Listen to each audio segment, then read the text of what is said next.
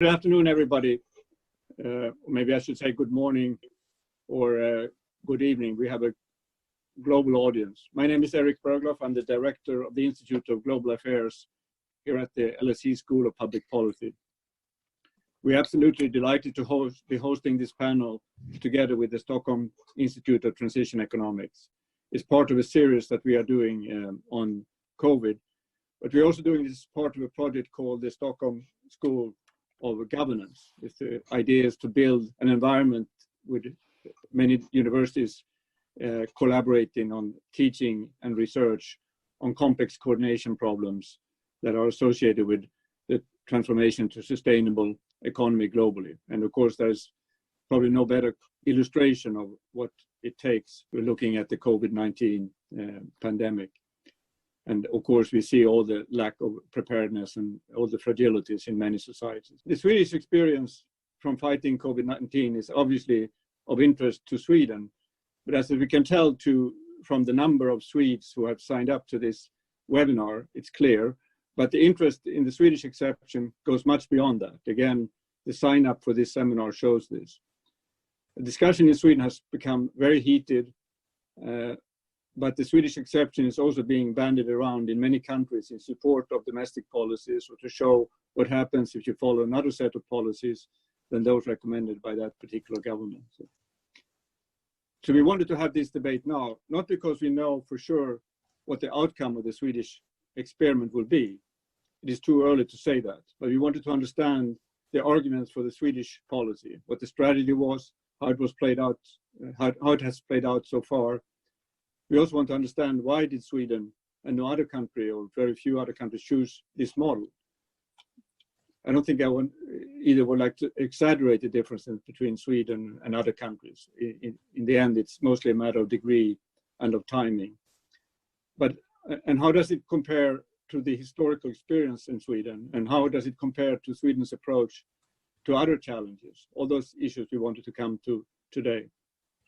The most interesting comparisons are probably with other Nordic countries with similar social and political models.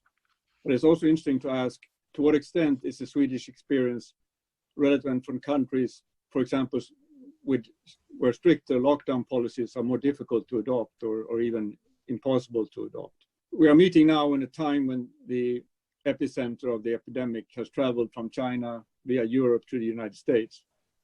And of course, it's now going to also take hold in the emerging and developing world. It's very clear that these are sort of two intertwined crises that we will have to deal with. And we want to look at what can we learn from the Swedish experience. Where is it relevant? Where is it not relevant? We have a fantastic group of speakers, and I will introduce them one after the other as they speak.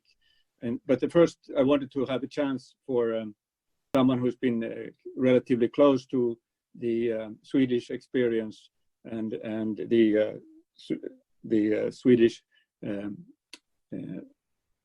planning on and implementation of the Swedish model. And that is Tom Britton, who is a professor of epidemiology at Stockholm University, and he has been part of the team working on trying to produce the models that are being used as a basis for the Swedish experiment. So, Tom, can I let you go first? Yeah, okay, so this is me. I'm a professor at Stockholm University. My background is mathematics and statistics. So for those who don't know much about Sweden, it's a country of about 10 million people. So far, we have slightly less than 2,000 case fatalities. Right now, the number of case fatalities is not increasing, but rather stable. I would say that it varies between 70 and 80. And this statistics include people dying in elderly homes. There has been a discussion, at least in Sweden, that some countries have only people dying in hospitals, whereas other countries have people dying in elderly homes. And the Swedish statistics include the latter. And also the situation at intensive care units is quite stable nowadays. Still very high numbers for us, but not increasing for the moment as it seems. So I think that we have about 50 to 60 new admissions per day. Of course, they are there for a longer period of time. So I think that the current number is around 400 people in all of Sweden staying in intensive care units. I have heard, although I'm not an expert, that a surprisingly big fraction survive, so actually leave the hospital later on. 80% was something I heard in the news. So these were, what I said now was sort of facts, let's say, and then there are some estimates which there is quite a lot of uncertainty around. Well, one thing that is for sure is that the transmission is dominated in Stockholm, so that's where we have most of the cases. Some estimates of how many that have been infected up to now vary in the range between 20 and 25%, maybe even slightly higher. I wrote a very rough report a week ago saying that it might be even more than 30%, but now there are better reports suggesting that it is rather 25% or even slightly lower. There is, of course, quite a lot of uncertainty in these estimates. For the whole country, it's even more uncertain. I'm just guessing now, but it could lie around 10% that have been infected nationwide. And what is our policy for it? I think most of our intervention started around mid-March. There are a few regulations, but I would say that most things are not regulations, but rather strong recommendations. The regulations are a few, and they are that high schools and universities are closed. Gatherings with more than 50 people are no longer allowed, and restaurants have some restrictions that you cannot stand up in restaurants, and the table have to be distant apart. I don't know the exact distance, but they have to make it fewer. That's not a problem though, because at least indoor, very few people go to restaurants these days. Yeah. Outdoor, more people go, I would say. Even a month ago, when it was very cold, you could see people sitting outside. And now the weather is getting nice, finally in Sweden, and then it's quite crowded on the outdoor seating restaurants. How about the recommendations? The strongest one is for the 70 plus people. They are strongly encouraged to self-isolate and only go out for walks, not go into any shop whatsoever. Some do, but I think most people obey this. Another recommendation is that if you have any type of symptoms, you should not go to work, and you should recover and stay 2 days additionally at home. Another recommendation is that everyone who has the possibility should work from home. Another one is to avoid public transport, in particular during rush hour, although there are no rush hours nowadays. And the final one, which was given a bit later, I would say, is that people should social distance themselves. Finally, what do I think about this policy? I think that in the beginning, the Swedish Public Health Agency did not take this serious enough. They said it will probably not strike us, but eventually they have realized it will. And another thing is that I think there is not enough testing. Now they are starting to test on higher scale, in particular for healthcare workers and people working in the elderly homes. I think that the policy has been consistent all through, and I would summarize it as follows: that it is to reduce spreading, protect the elderly and other risk groups, and keep the society functioning. And maybe as Erik, or as I saw in an announcement here, is that trust the citizens that they will follow our recommendations. And it has been debated earlier if we should have a lockdown, but my feeling is that now most people support the current policy. That was my little presentation. Yeah, thank you very much. I should have said that, of course, everyone on this panel today has some Scandinavian connection, and so we are, I guess, 3 Swedes and a Norwegian and a Dane, and Peter is of Danish extraction, though he's American but he's married to Swede. So it's a truly Scandinavian conspiracy today, but it's also a chance to maybe compare the different experiences across the Nordic countries. The next speaker is Lars Tregor, who is a historian and worked a lot on understanding the Swedish model, both from a historical and a comparative perspective. So, and you have been, of course, quite vocal in this debate around this Swedish experience. So, Lars, please, the floor is yours. Well, thank you very much. Thanks for organizing this event. I think it's quite needed. You know, there has been today, in fact, an article in Dagens Nyheter, the leading daily in Sweden, about the relative high rate of misrepresentation in international media about what actually is going on in Sweden. So I think it's very welcome, you know, to have an event of this sort. First of all, I'd just like to reiterate something that I think both Tom and Eric were bringing up, which is that there is a sort of misconception a little bit, I think, about Sweden.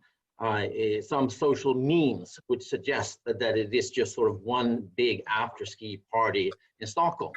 And this is actually quite far from the truth.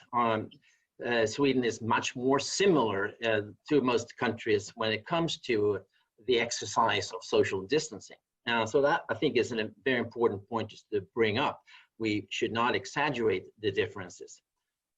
So that's, you know, the first point that I want to make here. The second one regards also thinking about differences.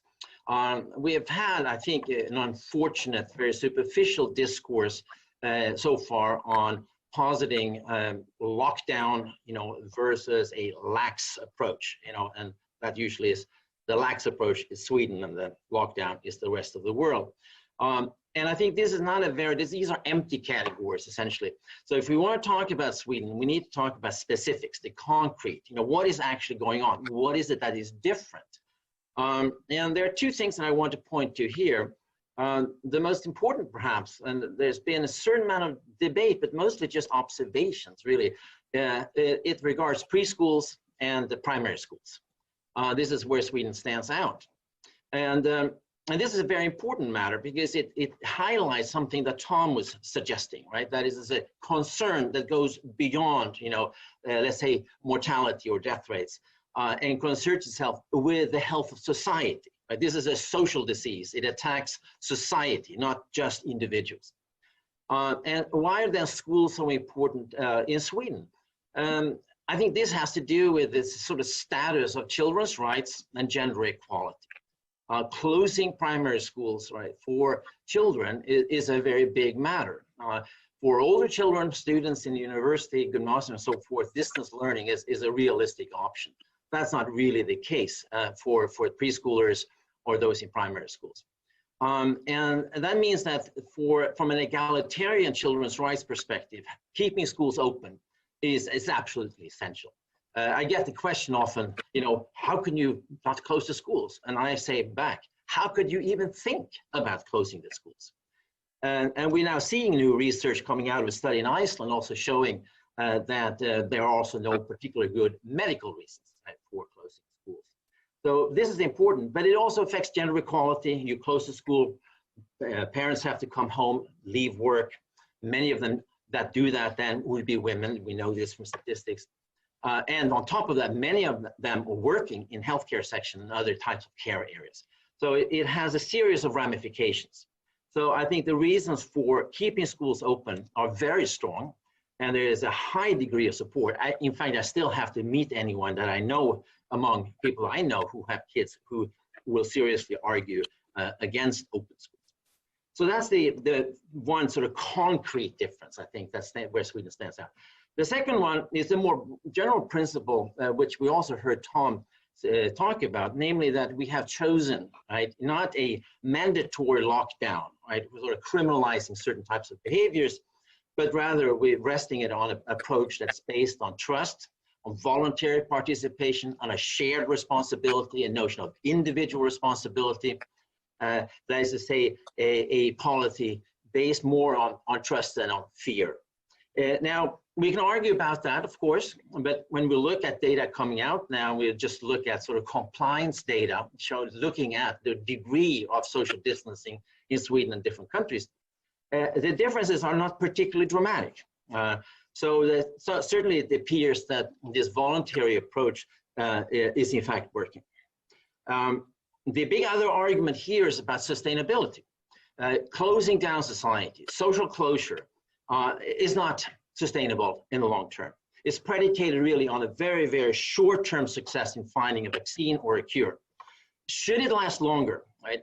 The sustainability here, it becomes crucial. And I think this is another argument that's being made in Sweden, that we are sort of trying to look at it both from an individual societal perspective, both in what is sustainable in the short and in the longer term. These are sort of critical arguments. And those becoming more relevant now that we see a global discussion turning more towards how do you open up society. You have notions like whack them all, right? The idea you should open up and close again. Now that might be mathematically possible, but if you're looking at real social life, of course, it's not a very tenable solution. You can't sort of open the school 1 week, close it the next week, and reopen and so forth. The third point I want to make, right, is that there is a lot of recognition in Sweden, and there's a very important debate around the failures that we see here that are not actually so much related to the coronavirus crisis, but are hugely important. Namely, one, the failure to protect the elderly in institutions, and the second, the large proportion of those who are sick and dying that are in immigrant neighborhoods. Now, these speak to longer term issues, right, about, let's say, neoliberal reforms of the welfare sector in Sweden that's been going on for some time, failures when it comes to integration policies. These are going to be hugely important issues in the longer term, and that these constitute short-term failures within the context of the corona crisis, there's no question about, very important. But they are not merely or simply questions about the corona crisis policy. It's not clear that that would have been much different had we gone for some form of lockdown. So those would be my opening points, because I know we are supposed to be relatively brief to begin with. Thank you. Thank you, Lars. And the next speaker is Peter Baldwin. So Peter has, and the reason why he's on here is that he has worked on the history of health policies across different European countries, particularly Britain, France, Germany, and Sweden.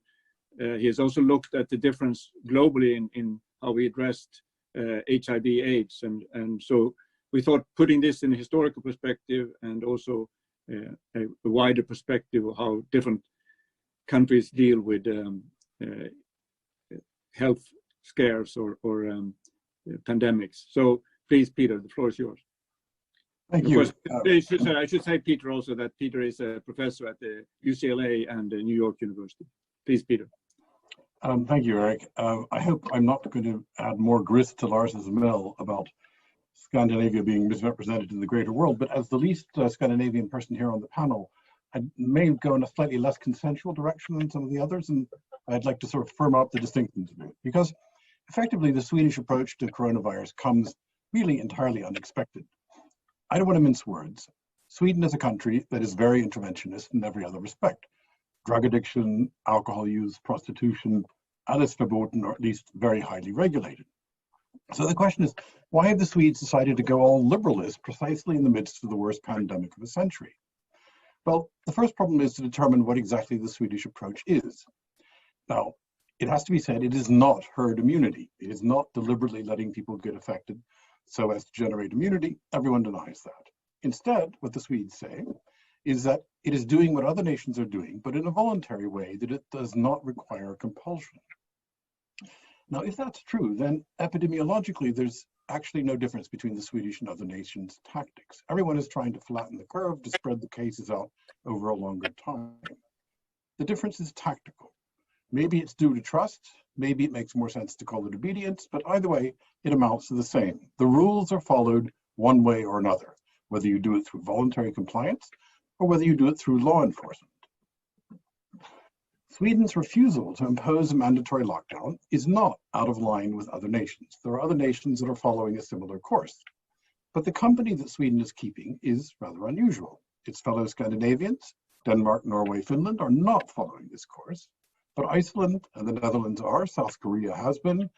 But the nations that are most vehemently against the lockdown also include the so-called Ostrich Alliance, the dictators with their heads in the sand, Nicaragua, Belarus, Turkmenistan, and above all, Bolsonaro's Brazil. These are among Sweden's peers in this approach, and of course, they're a rather motley bunch, to say the least. I know Tories in the UK who are amazed that their libertarian right-wing friends would ever have found occasion to hold Sweden up as a model, but now they are. So the question is, where does this unexpected approach come from? Swedish journalists have claimed that there's a kind of native tradition of voluntarist public health that's being followed. That sounds nice, but it seems to me it is simply not the case.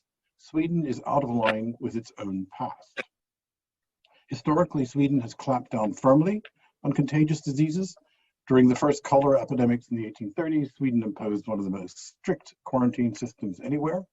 For smallpox, Swedes mandated compulsory vaccination already early in the 19th century. For sexually transmitted diseases, the state was even more draconian. Not just sex workers, but all infected citizens were obliged to be treated. Anyone who refused to be treated, who refused to abstain from sex, could be jailed. This wasn't just some kind of outmoded approach from the dank reaches of the 19th century, because the same tactics were continued in the 1980s when the AIDS epidemic hit. So what I'm trying to say is that the new voluntarist approach to coronavirus is indeed a dramatic change of direction. And the question is, why do we have this U-turn? We all know that everybody is welcome to change their minds. Indeed, we encourage changing of minds, especially when the facts change. But have the facts changed? What is different about this disease to justify this sort of novel approach? Well, it seems to me it's easier to eliminate the reasons that do not explain the Swedish turnabout than it is to account for why it happened in the first place. It's clearly not the outcome of native traditions. And here's another reason why they cannot be the cause. The Swedish exception has nothing to do with politicians deferring to expertise. The Swedes often claim that they're leaving the important decisions to the experts and to science. But that is in effect what every political leader claims. The problem is that the experts don't speak with one voice. Politicians pick and choose among the conflicting recommendations that they're given. There are many Swedish experts who are against the current approach, but they're not the ones who are being listened to at the moment. The final point that I want to bring up is the question of whether or not the Swedish approach is working. If you look at the immediate outcomes, that is to say, if you look at the per capita death rates now, the answer is clearly no. For Sweden, they're almost 3 times higher than they are in Denmark. They're 7 times higher than they are in Finland. Even worse, Sweden stands at place 10 on the global list of all nations ranked in this respect. If you look just at the death rates, you'd say that Sweden was doing something terribly wrong. Now, one reason for these Swedish rates and their highness is that the authorities have refused to acknowledge asymptomatic carriers as an issue. Silent carriers are a special problem when you take a voluntary approach. If you don't test, you can't find them. If you don't test, you don't know how many there are. And it doesn't matter how much social trust is out there in a society, the silent carriers still don't know that they're vectors. Now, it is true that we won't know the real outcome of these different approaches for many years. And it may be the case that in the long term, the outcomes of lockdown on the one hand and the outcomes of the Swedish approach may look quite different than they do right now.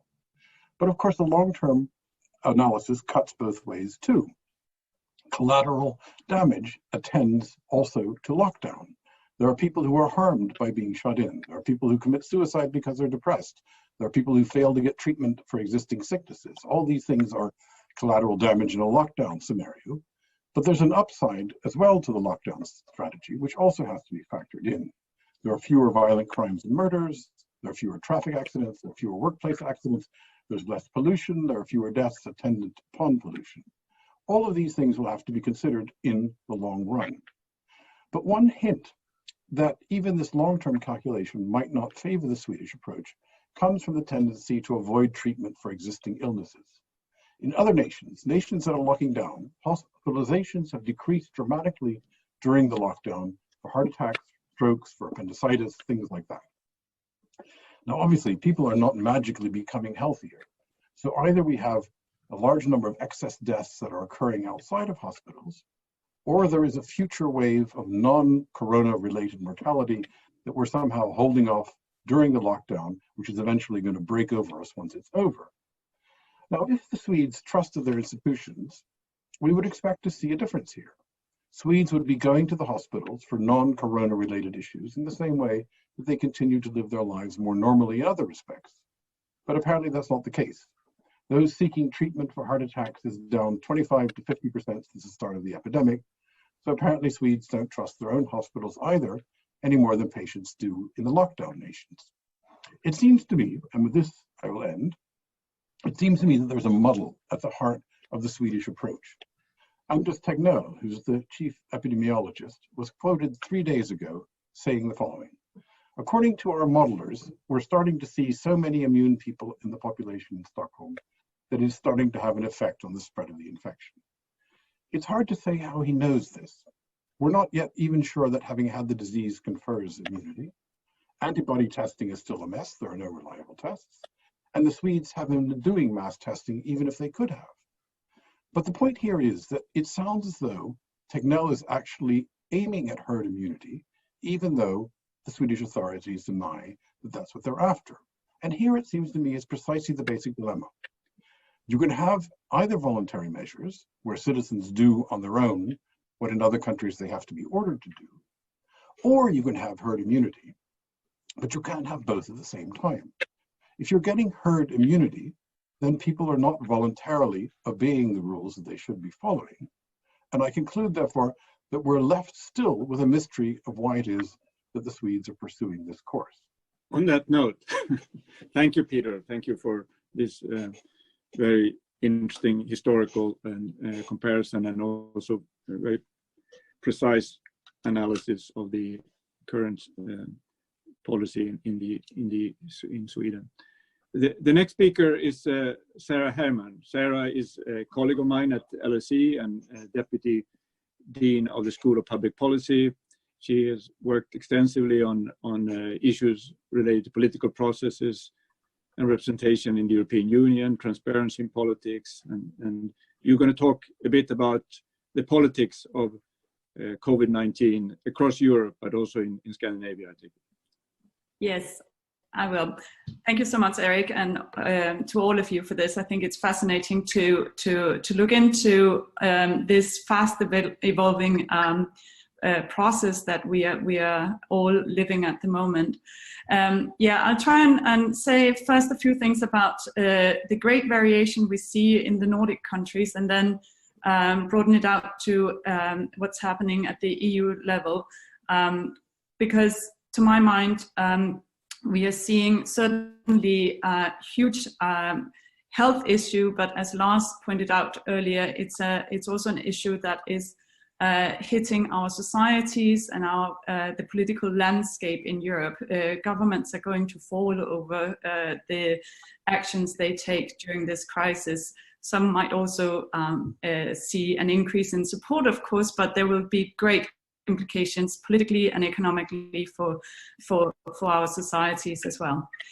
Now, the Swedish strategy has been puzzling for many, and it is interesting to compare it to its neighbors because of the great similarities. Of course, the Nordic countries are very homogeneous in their welfare systems, in their healthcare systems, but nevertheless, I think it's very important when we make these comparisons that we keep in mind that there are some differences that are of defining nature in the response that is required with the coronavirus. Of course, the fact that we have very great variation in the population size, in geography and the demographics, and these require different considerations and interventions. But that still doesn't explain the differences in strategy by the governments. As we now see Sweden take new measures and getting into perhaps further restrictions. On the other hand, here in Copenhagen, where I'm based, at least for the moment, we are seeing schools open up this week after a much more restrictive set of interventions from the government, and the same has been the case in Finland and Norway as well. So Sweden does stand out in the Nordic picture in this respect, and there may be implications of this, but apart from the differences that I just mentioned with regards to demographics, I think it's very important that we also highlight the rural and city implications. And there, it seems to me that the Swedish challenges are very much linked, of course, to how the response has been in Stockholm. In Copenhagen, or in Denmark rather, the concentration has also been in Copenhagen, but not to the same degree as we see it in Sweden. So we have had different considerations of the capital to the rural districts, which have not been the case in Sweden so far. Another issue is, of course, that we are at very different stages of the pandemic across the Nordic countries. Denmark was affected quite early on in the process, simply because a lot of people came back from northern Italy from ski holidays, where I think the Swedes may have stayed skiing in Sweden. And certainly that has been sort of a popular version of why we are where we are in Denmark, that we were hit so early on, and the government's response was immediate, and with very strong restrictions put into place, which were accepted and followed and supported by the public. There was a very good communication from the government regarding the medical advice that were given to them, and this was presented in a way that created confidence and support for the government's actions. I'd say that, and this goes for all countries who are living through this now, that of course the immediate responses to the coronavirus are defining for the following process. But we are now witnessing in Denmark that this second phase, where we are starting to open up the country, is quite a different kind of process. And here the government cannot refer to the expert advice on how to gradually introduce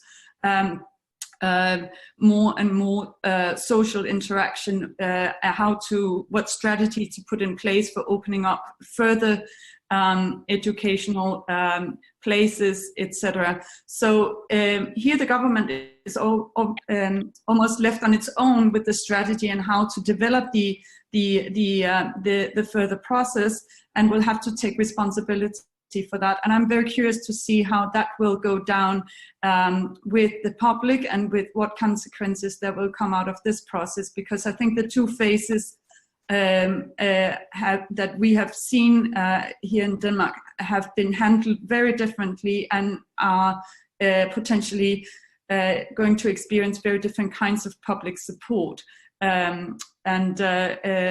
It's a communication issue, but it's also an economic, social, and medical process to go through now.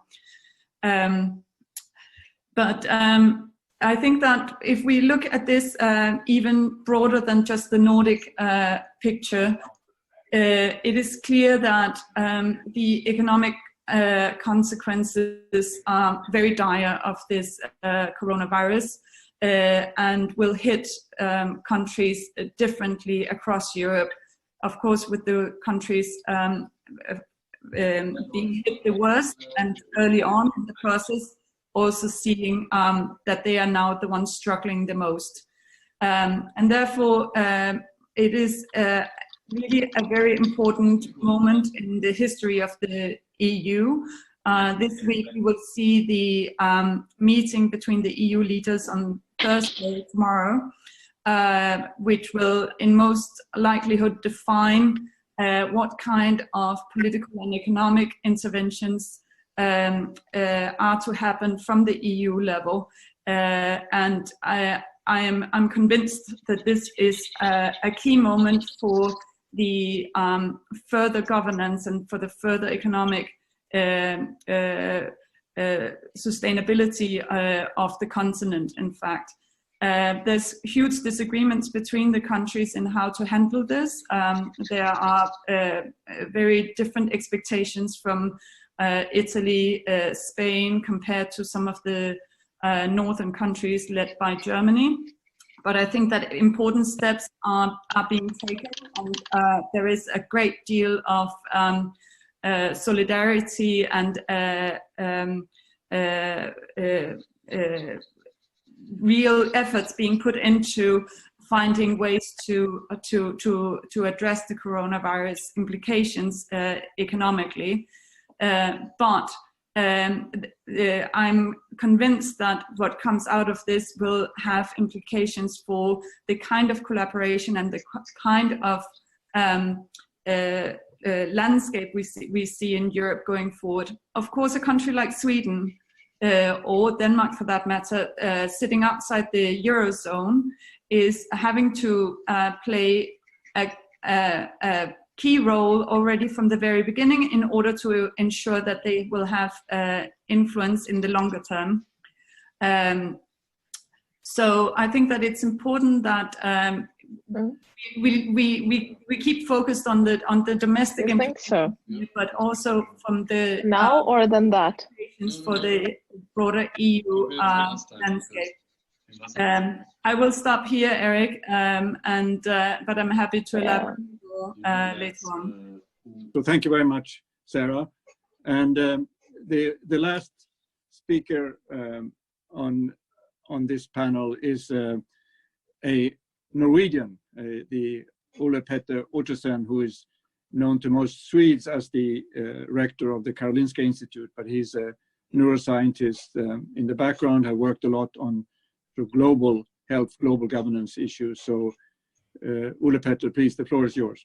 Let me first say that it's a privilege to be part of what you call, Eric, a Nordic or Scandinavian conspiracy.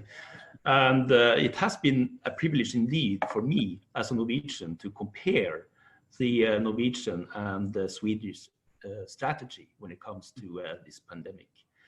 And I guess that there are three issues that I would like to address. Most of my points have been taken by the other speakers, but 3 points remain. And I think that these 3 points are an adequate following up of what has been said thus far. The 3 keywords are humility, humbleness, when confronted with a treacherous enemy like the new coronavirus. That's number 1. The whole picture when it comes to health. This is something that is missing from the debate today. I think Peter touched on the term collateral damage, and that is something that really belongs to this whole picture when it comes to health. And the third keyword that I think is so essential is that we as countries, we are becoming quite myopic in this debate. We are not looking across the borders. We are not taking into account the global dimension of this pandemic sufficiently. So these are the 3 issues that I would like to raise: humility, the whole picture, and the global dimension. It's interesting when we discuss the contrast between Norway and Sweden that, well, Norwegians very often are held to say that, well, we have the right recipe. The same thing goes for Sweden. But in fact, when we are looking now into what the public health authorities say about this issue, there is quite a lot of humility to statements. Just a few days ago, there was a debate on these differences between Norway and Sweden. And a representative, top representative, Frode Forland, of the Norwegian health authorities or public health agency, said, and I quote, I'm translated this to English myself, it's hard to say, he says about the Norwegian approach, if this is a better strategy than the Swedish one in the long run. And I think this is exactly the humility that we have to apply to this discussion. We simply don't know which of these different strategies will be the best one. It will take years to find out which one is the best. And I think this has to be brought into the debate. We are in a situation where the debate must be colored by the uncertainty at hand. The virus simply doesn't come with a manual as to what measures should be taken to protect the society. It doesn't come with a manual as to how this disease should be diagnosed or treated in the best possible way. This calls for humility, and this is what I really lack in this discussion. And with uncertainty also comes misconceptions and misrepresentations and outright lies. So I think this is one of the values of this webinar that we have now, that we can try to kill some of the myths that have appeared in the literature regarding these different strategies that we have also in the different Nordic countries. So I must say, honestly, that I've been surprised and in some instances shocked by the way that data or lack of data have been handled in this debate. Now is the time to really stick to the evidence at hand, because evidence is coming up as to how we should deal with this pandemic. The second issue is the whole picture. And we are discussing in different Nordic countries the relationship between the public health authorities, the expert authorities, and the political level, the government. And the interesting thing is, of course, that the expert authorities, they are experts, yes, in how viruses are transmitted, the diseases are transmitted, epidemiology, modeling, and so forth. But what the pandemic is a disease that hits through all sectors in society. And we have, as was said here, collateral damage across sectors. And of course, to informed authorities, we need much more expertise as to how this coronavirus impacts the health, the whole picture when it comes to health. Like the health effects of isolation, like the health effects of unemployment, like the health effects of having to cut down on the treatment of other diseases. The last and third point, and this is really where I think we have to have a much more focus in our debate, is the global dimension of this pandemic. A global crisis requires a global response. It's disheartening to see how the US, how Donald Trump is cutting down on the support of WHO, for example. But WHO is global governance of health, not for health. We need to have, before the next pandemic appears, a cross-sectoral governance for health. So we can look at, as I said, the whole picture of health when a crisis hits. The economical issues, the issues that pertain also to the coupling to climate, and not least to inequities. What this pandemic does is to unveil inequities, inequalities, injustice in our society. As was said, minorities are hit hard, much harder than the population at large, just to take one example. The last thing when it comes to the global and international, it's interesting that what we are discussing now is a pandemic that hits the Nordic countries. Next time around, I think we should see to it that we have, if possible, at least a Nordic alignment of our responses. The longest, as far as I know, border between two countries in Europe is, you guess, between Sweden and Norway. And yet these two countries that follow different paths, different strategies. This will be very, very difficult to handle when we are sort of opening up in the next stage. Let's go for a Nordic response or a Nordic alignment of responses the next time around. Thank you for your attention. Thank you very much, Ole Petter. Well, we have a lot of questions from the audience, and I would like to call on some people who have put forward question. Maybe you can introduce yourself when you ask the question. Giancarlo Spagnolo, are you there? A very brief question in terms of research. I think in Sweden, folk health indicator has been very, very bad at communicating the reasons between their strategies, the foundation of the model, and so on. But they may get a different. They may have got it right. My question is: there is evidence, empirical evidence. I put a link on the chat, suggesting that policies should be different in Italy, Spain, and France. We have an explosive contagion from policies in Germany, from policy in northern countries. And these studies suggest that Nordic countries should be much less strict than southern countries because of structural reasons. So why would we, it seems we continue to think that there is one policy which fits every country, and that I think is a fundamental mistake in the debate. It could be that, different countries have different policies. That's what the evidence suggests, the evidence I am aware of. So it could be that the Swedish model is good in Sweden. It would be very bad in UK, where they are having an explosive number of deaths. So can we keep the possibility that different countries should have different policies open? I think this is a question for Lars in particular, but maybe also for Peter. Lars? Yeah, no, I made a similar point in an article that came out yesterday. I wrote together with a Turkish colleague, where we were emphasizing building really on the classic book, Plagues and People by William McNeill, that points out that there is not just one universal pandemic. They are all local, right? So I agree with this point.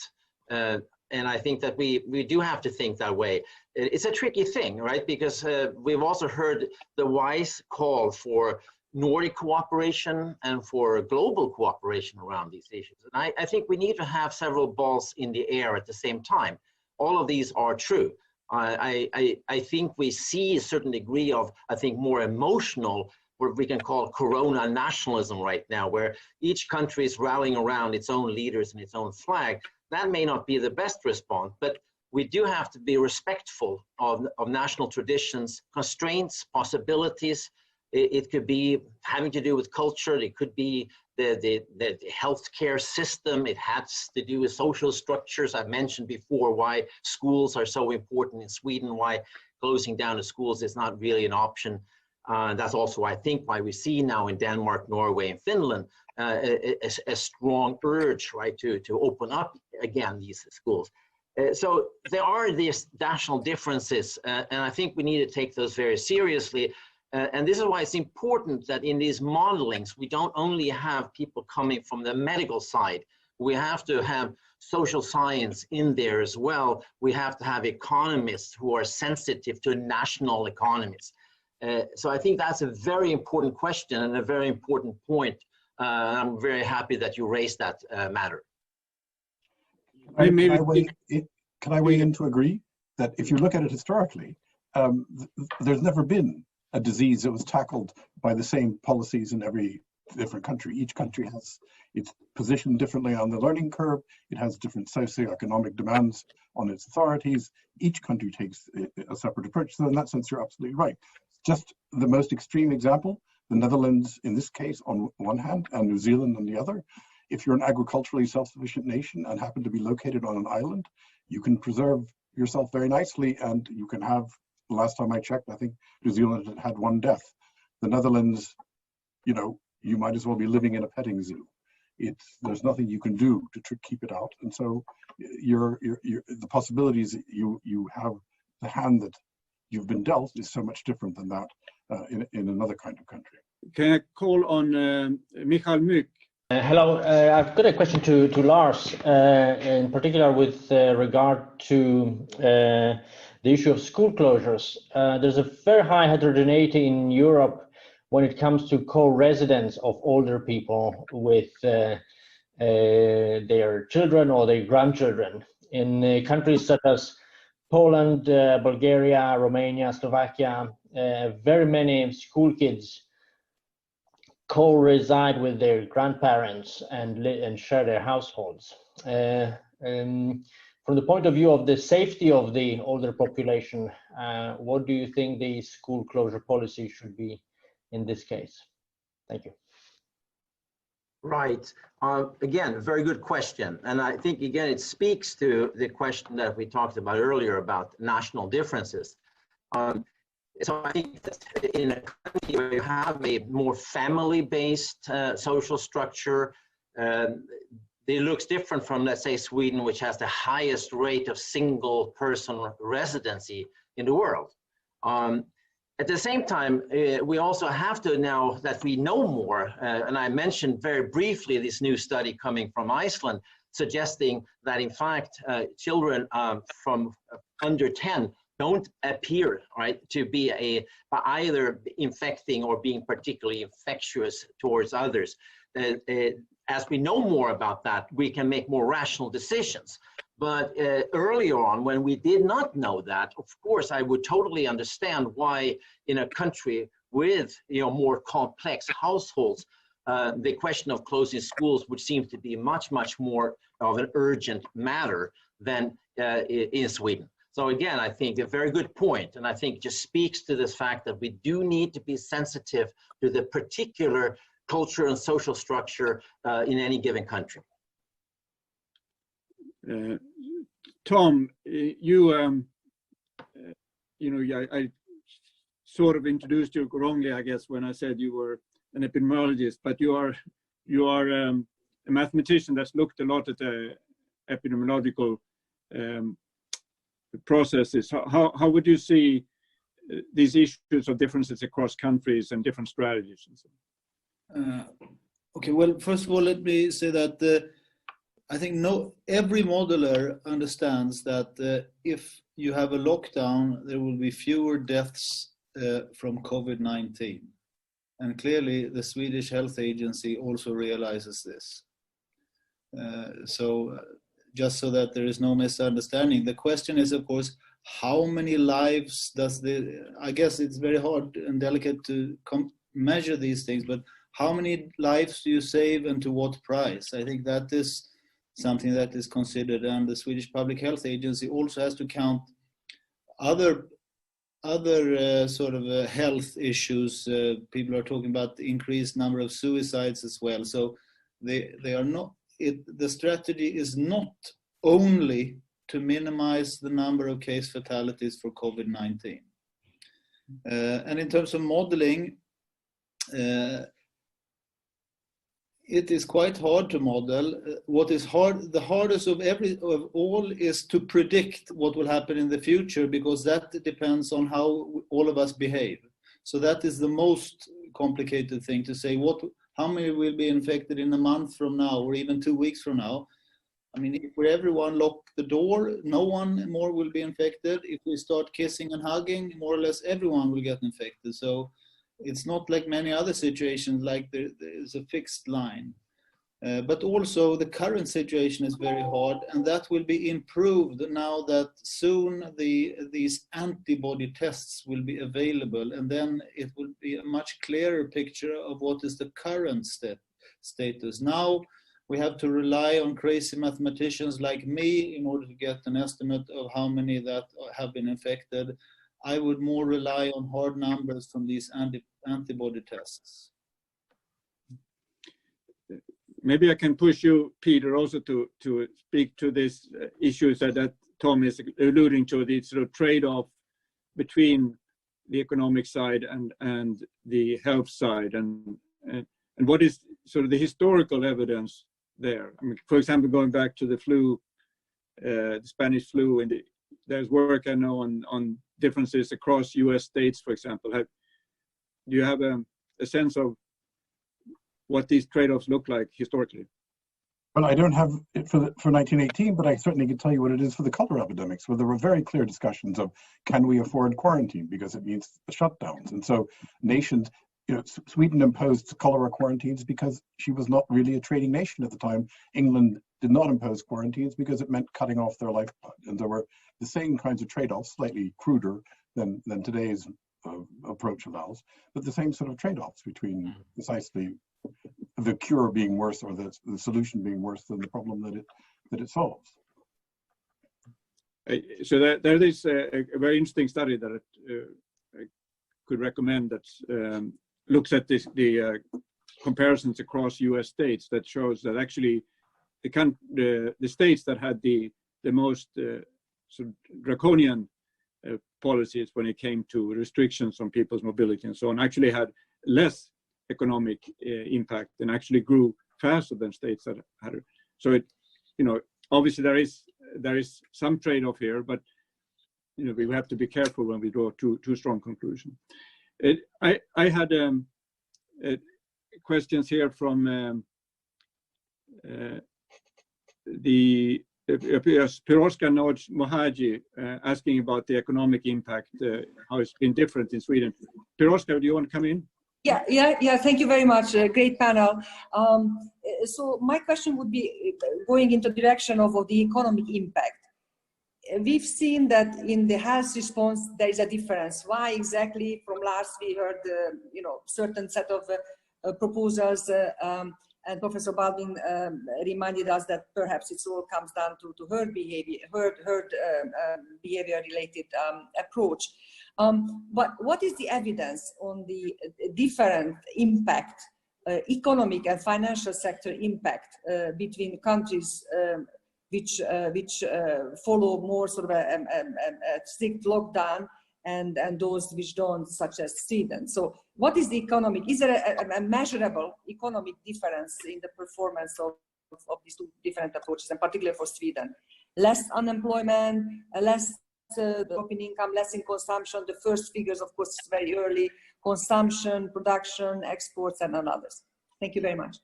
I think we saw a little slide slipping by there at one point that showed some differences in economic impact in the Scandinavian countries. I can't remember now who was it that was presenting. Yeah. Was it Uwe? Professor Ottersen, I think, had one. Maybe he wants to comment on that. Yes.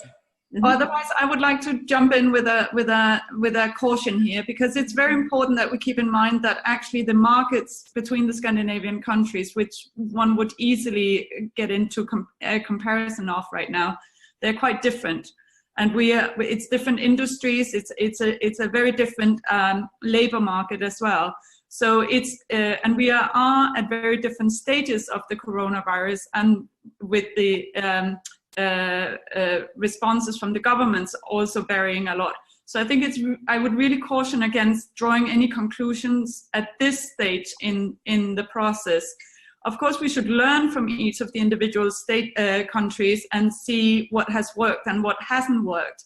But I think that right now we cannot say that one intervention in one country is the best either to combat the virus itself or with regards to containing the economic implications of the coronavirus. We are simply too early on in the process, and we have very different kinds of market structures and labor structures. Could you say something also about the sort of political constraints to different policies? Is something that are there some policies that are more easily? Yeah, well, I mean, of course, it matters what kind of government you have in place at the moment and where they are in their political cycles. So Denmark the Danish government has enjoyed a bit of a honeymoon period after the elections. It's a center-left government, so also different in that way. And went out referring mainly to the empirical evidence and the medical evidence that were given to them, bringing in the chief medical advisors to sort of bring support to the government's interventions, and that was followed very closely by the government, and I think that won them a lot of support from the public. As I mentioned earlier, I'm now curious to see how the next phase of opening up will play out, because there's been some pushback in the public debate regarding opening up the schools. So Lars says most parents are really very much opposed to the closing of the schools. I think that I have 3 kids, had them home for 6 weeks now, in London first and now in Denmark. I can definitely relate to that point. But here in Denmark, it's been interesting to see how parents have argued against the opening of the schools because of the risk to how a phase would look like of maybe an increase in spread, but the objective all along not being to save lives only, but also to have the medical resources to deal with anyone who got ill. Because as we know, and as was presented earlier, with the evidence is that there's very high survival rates, even if you get the virus. But if you cannot get any treatment, then it's a very different matter. And so that's how things have been communicated in Denmark, that we might see an increase in the rates again after the schools open. But as long as there's medical resources at hand, it should be possible to handle this. Okay. Ole Petter, you have been referred to several times now. Do you want to come in on these differences in strategies? Yes, we're talking about differences in strategies between the Nordic countries, and of course the differences between the Nordic countries are not that great. But again, I would like to call on the need to talk about the global perspective here. Of course, the Nordic countries, they have much in common when it comes to the structure of their economies. And with the structure of their economies goes the possibility that we all have to work from home, for example, if, for example, universities are closed down. This possibility does not exist to the same extent in many other countries. So the tragedy about this pandemic is that those countries that are rich, affluent, and have a good possibility to work from digital platforms, they will suffer much less than those countries that don't have these possibilities.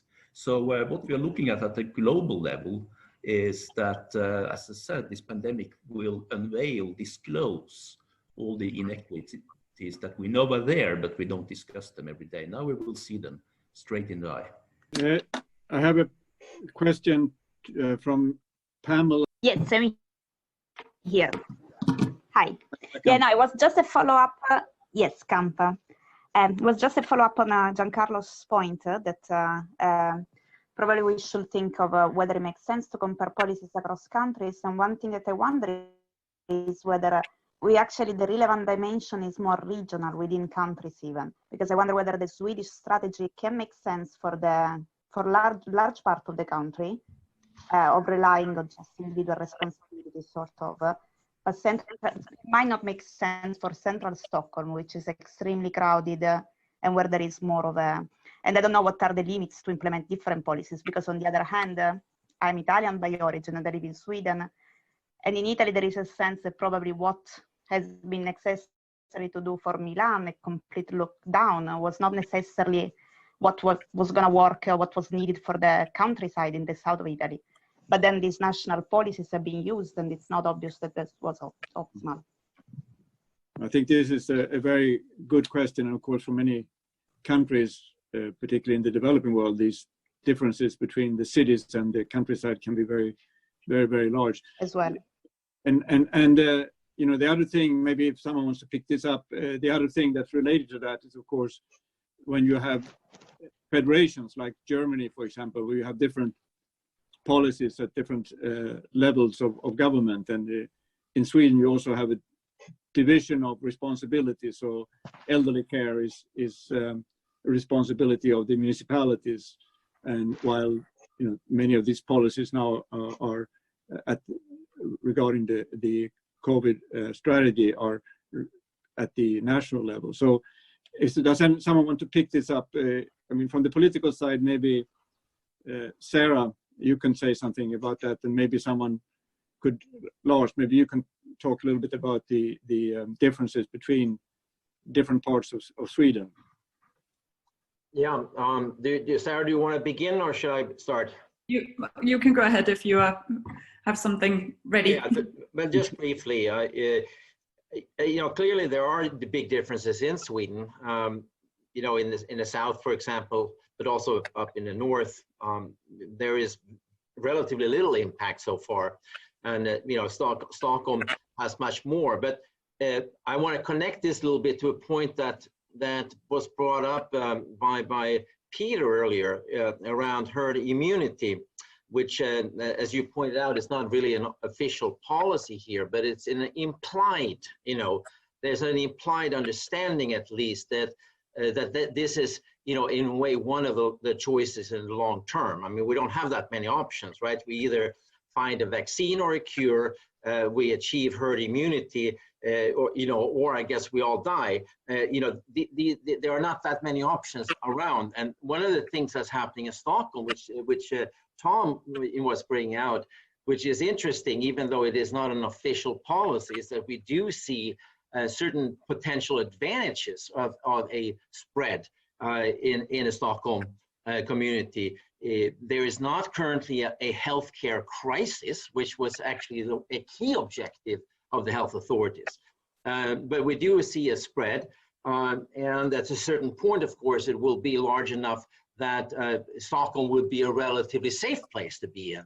Ironically then, those parts of Sweden that are not affected at all, will at that stage, become more vulnerable. There's a certain paradox here, which makes it all very, very complicated. Ultimately, of course, we're not going to close borders either within a country or between countries in Europe, unless we truly, want to shut down the economy for good. So I think ultimately these questions about separate policies can only be tactical choices that we make in the short term, but they don't really have, I don't think, any long-term potential. Sarah, do you want to? Yeah. So another question, Sarah. There's another question, related question, I think, to you. Okay. Also. Just on how do you see the Danish government? You said it has had a bit of a honeymoon, and the question here is from someone and saying basically, do you think this will help them also in the second phase? As you're trying to reopen the economy and reopen. I think this has certainly been the topic for the government coming in. It's a young government, it's a coalition, broad coalition, and there are a lot of different considerations in place that they have to a lot of considerations they have to take into account. But certainly it's going to define this government and everything going forward. But I think that's the case for the other Nordic countries and governments around the world, really. And their responses and their ability to handle this very complex situation where they have to consider the health implications up until a point, but then beyond that, we see the social and the economic implications. We've seen the warning that, in fact, this virus will see most deaths not by the virus itself, but by the economic poverty that comes out as a consequence. Of course, this is more the case in developing countries and not in the Nordic countries. But even in the Nordic countries, I might say to all of that, we are very privileged, and it's not all of our fellow citizens in the Nordic countries that are able to work online. There will be job losses. There are job losses already, and there are people facing very, very difficult situations. But the political implications of all of this is really how the governments handle first the immediate health response that has been required, but then the economic and social implications that come after that. And we already see implications of the responses and the variation of responses across the Nordic countries. So different social groups different geographical areas will experience this very differently. But you know, a concern that is very present at the moment regarding the school discussion as well is that, of course, there are great inequalities in the access and the ability of students to learn online.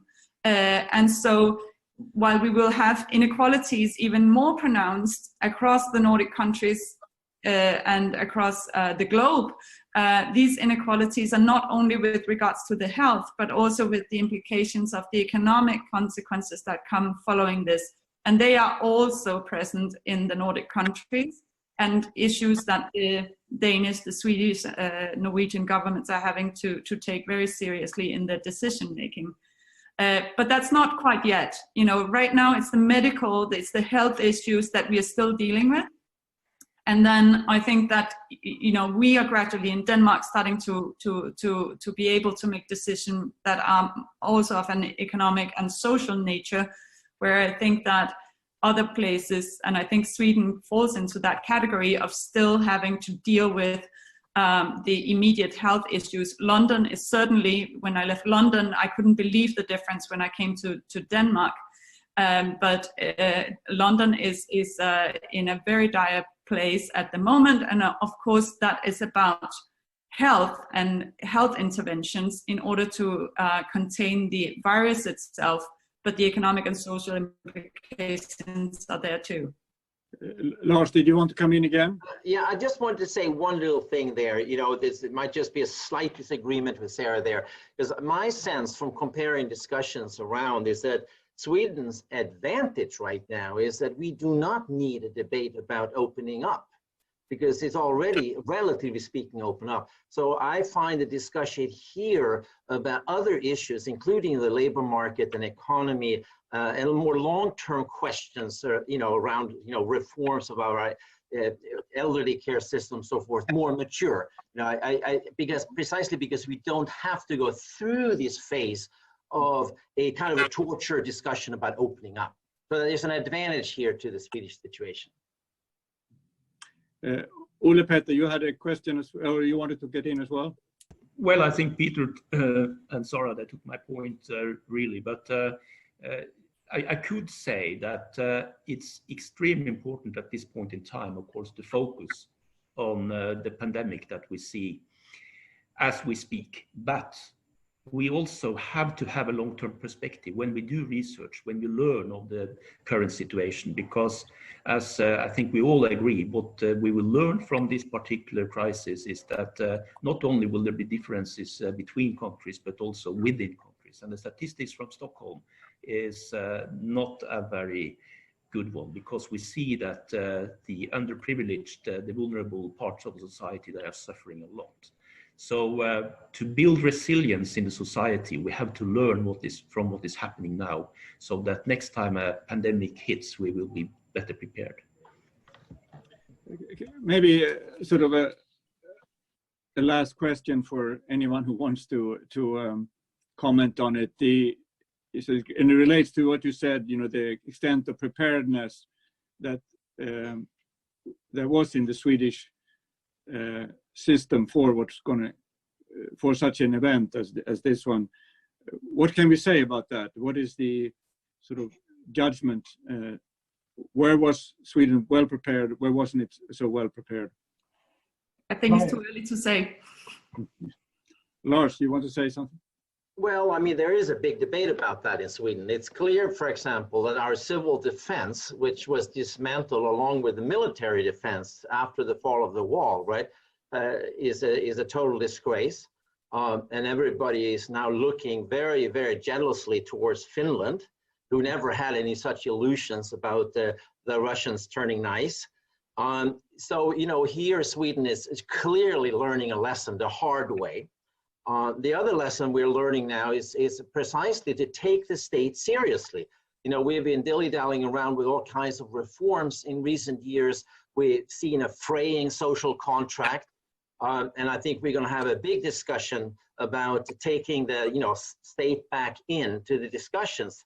It may sound strange coming, you know, for an Anglo-American, but in Sweden right now, I think we haven't been taking that social contract seriously enough. And a crisis like this, the points that for example, Ulla brought up here about the poor, the immigrant communities, the elderly, that is super important questions. And those are already now entering into the middle of the debate in Sweden, which I think is a very, very good thing, because these are long-term issues. This is not just a short-term crisis with Corona. These are long-term issues that we need to deal with, and that we have not dealt with very successfully in recent years. Okay. Peter, do you want to come in on this also? Yes, I want to put my oar in for last time, which is, we've been talking a lot about trust, but arguably one could say that the sort of laissez-faire, do-nothing position betrays a lack of trust. If you look at at least a lack of trust in citizens being willing to undergo the kinds of sacrifices that the lockdown implies. So when the Tories were pursuing a similar strategy to what the Swedes are doing now, before they took their U-turn, the reason why they didn't want to do a lockdown is they didn't think that the English citizenry would tolerate it. And that was despite, all their sort of image mongering about the spirit of the Blitz and that sort of thing. They didn't actually really think that the English would put up with it. And I think there's something similar going on in Sweden. The open policy is also a very populist policy. It is a kind of pandering to the lowest common denominator, demanding the least sacrifice. You could say, turn it around and say that the lockdown policy actually requires a great deal more faith and trust on the part of the citizenry in their government. We'll agree to disagree on that one, Peter. Yeah. So does anyone else want to come in on this issue?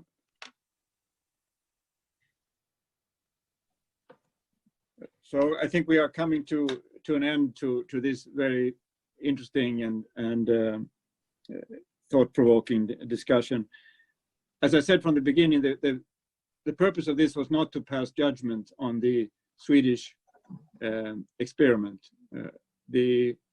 It's too early. There are too many unknowns. There's too much uncertainty. Ulla Petter talked about the tremendous uncertainty that you face as a decision maker when it comes to a pandemic.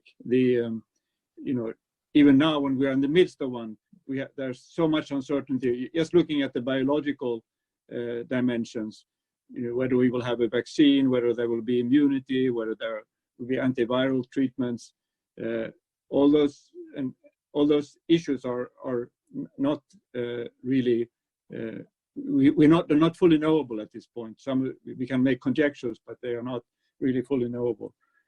And so I think what we wanted to do was to explain, of course, what the Swedish experiment was about, and whether or not it fit into a sort of more general pattern of how the Swedish system works, and also how it looks in a sort of historical comparison. So I think we have got that, and we are very grateful to the speakers and to the many people who asked questions. I couldn't do justice to all the questions, and but thank you very much, and we look forward to hearing more on this debate, and of course we will eventually learn a lot more. It's always like this in these kind of developments, that it's not until you have gone through the whole thing that you fully understand what really happened, and we don't have that luxury at this point. So thank you very much to the panelists, thank you to the audience, and thank you to everyone who helped make this possible. Thank you.